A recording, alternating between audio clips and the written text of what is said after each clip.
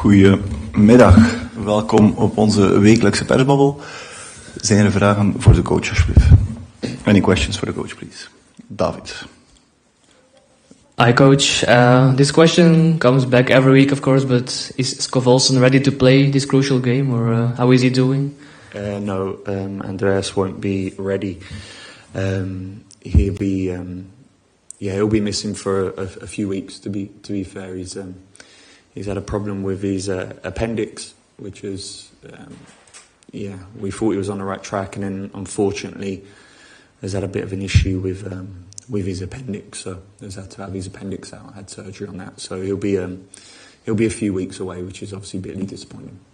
Yeah, it's a logical question indeed. How frustrating is it? Because you knew him from the past already, and he's one of the guys who can make the difference. Yeah, it's a big frustration really, because obviously Andreas is a player with huge quality. I tracked Andreas a long while ago before he went off to Bologna, so I know the quality of this player, and it's obviously been disappointing because we've not had him at our disposal really, or certainly fit enough. I think we've only had him for maybe 1.5 games or something like that, and a player of this quality, obviously you'd have liked at your disposal, but no, that's not been the case. So disappointed for him as well. Certainly after he was heading in the right direction with his injury, and we was hoping it would be involved this weekend, but unfortunately, obviously this issue now with his appendix has called a halt to that really.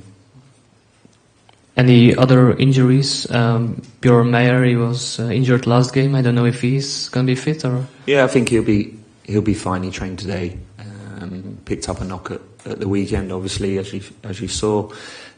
So had to come off, but trained today and looked fine today. Again, it was his first real day of training, so we'll see how he comes back in tomorrow morning from that. But at this present moment in time, looks like he'll be good to go. Coach, probably you know already, but Gent is also, just like Cercle, one of the more meaningful games for Brugge. How do you see this game? Yeah, tough game, of course. Tough game for many reasons, just the history of the game as well, but certainly where we both sit in this league at this present moment in time as well probably puts added onto that. So yeah, look, we're playing against the team. I watched them yesterday, went to the stadium and watched them, and they're a good side, obviously, of course, and we understand that. And yeah, like I always say to you guys, for me, I don't really put no relevance on this game's bigger or this game's bigger, or every game is a big game, and certainly when you're in our position, that's exactly it. So yeah, huge game for us, but I feel like I repeat myself a little bit, but every game will be big, and every week's big in terms of if you're a team that want to compete and want to be winning football matches, that's the way it is, and yeah, so that's exactly how it is. Were you happy that they played 120 minutes yesterday, or? Well, look, I'm like always a team that have played extra minutes. Obviously, I'm sure if you're sitting as their coach on their side, it's not ideal. But for me, it's a real irrelevance really come Sunday. This game is what it is. The magnitude of the game is what it is. So I don't see that being a big issue. You're going to see two teams trying to win, trying to do all they can to win really, whether they've played extra minutes or not. I don't think you'll see any real consequences from that come this weekend on their behalf really. Junior?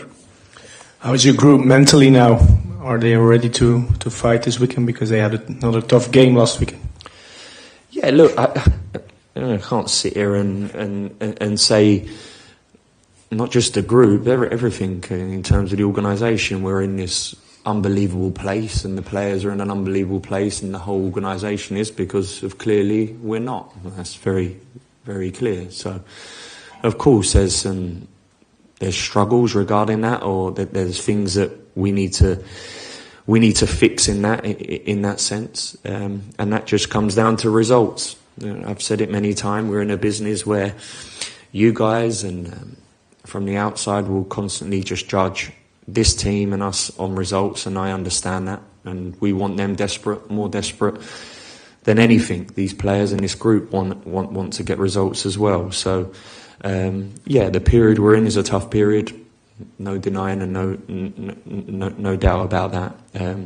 We need to work out. I need to work out, and as a group, we need to work out what is the best and what is the best for us to get a result and get a win, which obviously everyone at the organisation is craving, really, and that's what we're doing every single day. That's what the players are trying to do as well, and that's exactly it.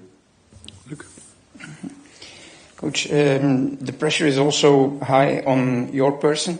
Had you hoped for a signal from the board this week that they're having still faith in you, or? No, not all really. Look, I do my job. I see the issues. I see the progression in certain aspects. I understand from the outside, people may not see that. Like again, I say that people, you just see a result, but ultimately I see on a daily basis where we need to improve, where we have to improve, where we have to get better. I also see elements where we are improving and getting better.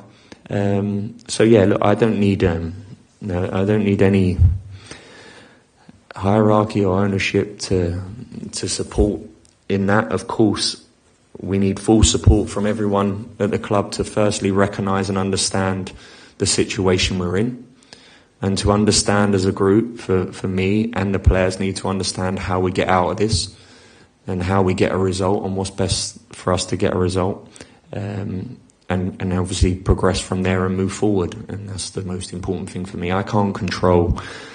The only thing I can control is from when the players come in this building at 9:30 and they leave in the afternoon. I can control everything about that. We can work tirelessly, and the players are working tirelessly to do that. And that's it. Everything else is noise, and that noise can't outweigh the process and the hard work and the commitment we're trying to do to try and improve and try and get a result. David? Probably, Coach, you don't read Dutch newspapers, but how do you cope with personal criticism? Do you see it maybe as a bit unfair since you've only been here for a short time? Or?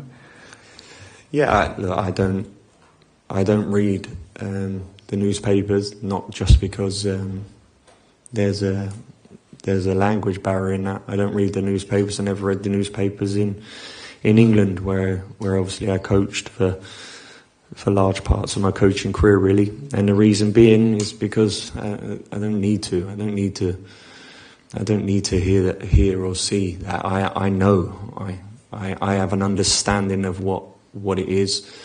And again, I have all the dynamics in front of me and experiences to know what's needed in these moments. Look, personal criticism is something which will always be there, and it'll always be while you sit in a chair like this or you are a player. You're always going to get personal criticism, certainly when you've not got a result. You guys will always judge us, like I constantly say, over a result. If we beat Anderlecht, it would have been an incredible performance. Everything's going well. This is the right coach. The way they played is unbelievable, blah, blah, blah. We draw. The narrative is very different. You don't see the detail in certain moments or the progression of what we've worked on to then get to that performance. You just see it as lose. This must be going very badly. They've lost. This is not. This is. And maybe I'm wrong, and you maybe correct me, but this is going very badly. Win. We can see where things are going right. I can never balance that like that because I know the fine margins of a result. And the fine margins are there. The weekend was poor. We was very poor. There's no defending the weekend. The way we played the weekend, we played against a very aggressive team and we struggled in certain moments, for sure. But then there's other elements, what I look back on, and like I said, I can never just say, Anderlecht, I felt we played very well. I see traits in the team that were incredibly well, and if we win the game, it's fantastic. There is no criticism on me. There's no criticism on my players. If Roman Yarmachuk or Ferran or whoever it is, Scoff scores, they're back in form, they have this changed around. I get that.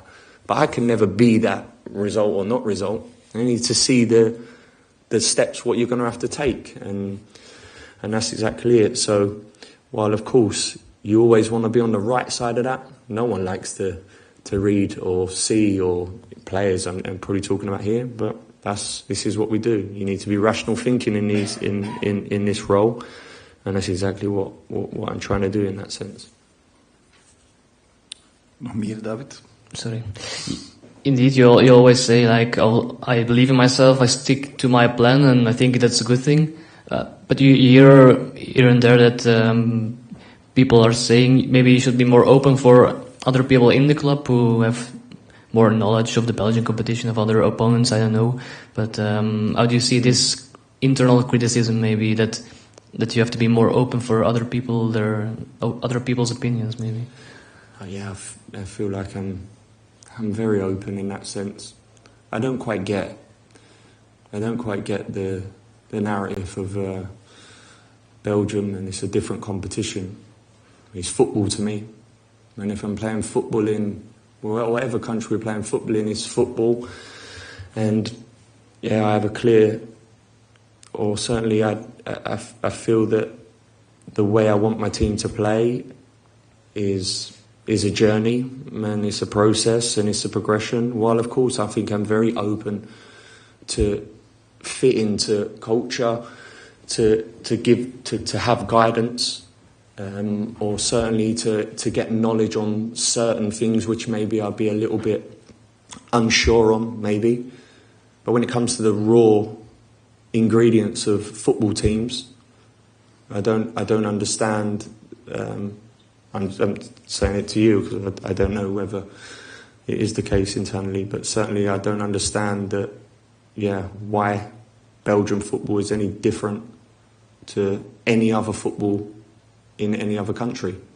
You want your team to play a certain way, or you have a clear idea of how you want your team to play. If it's result, then that's different.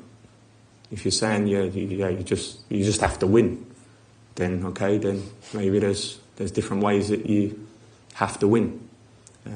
But I don't really think like that.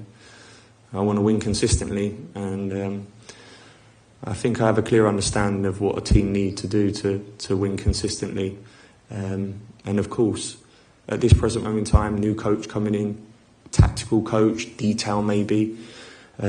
Sometimes there may be things that you see which are a little bit confusing, or the idea of the game certainly, but that's just part and parcel of the process. I think I've been very consistent since I've come in here. I've gone with a way and a structure that hasn't changed one bit in that sense. I think I've been very clear in my ideas, and I think the players are aware of that.